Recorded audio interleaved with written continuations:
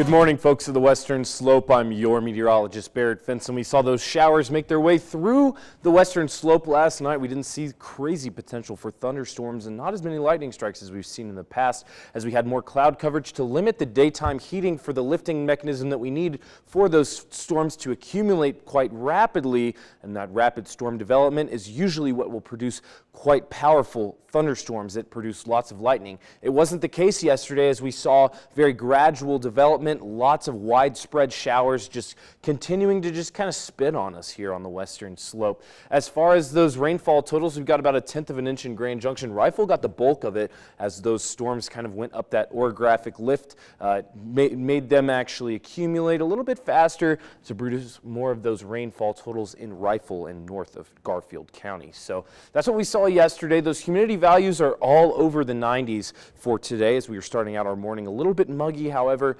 Temperatures are giving us a little bit of a break, so these aren't going to impact our heat indexes too bad as we are waking up on the Western Slope.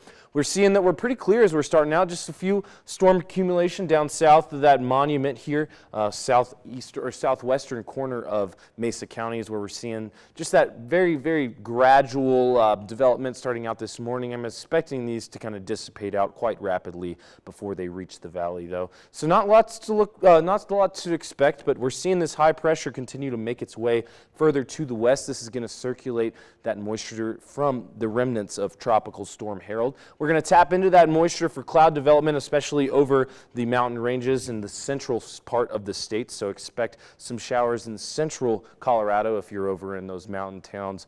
Vail, Aspen could see that potential for today. More of that potential is going to be over there than what we're going to see over in Grand Junction and in the valleys. So right around noon is when we can see that development. Very widely scattered showers on the Western Slope. More accumulation over in those mountain regions. So Vail could see that Breckenridge potentially for just increased potential for those showers in the afternoon hours. And then we're going to be clearing up tonight, and we're not going to see that potential for showers as we approach tomorrow.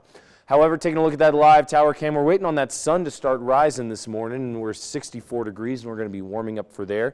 So for that school forecast, we're going to go ahead and see that we're going to be warming up quite gradually, remaining in the 60s as your kids are waiting on that school bus. So make sure they're having that light jacket as they're walking out the door this morning, because it is slightly cool out there.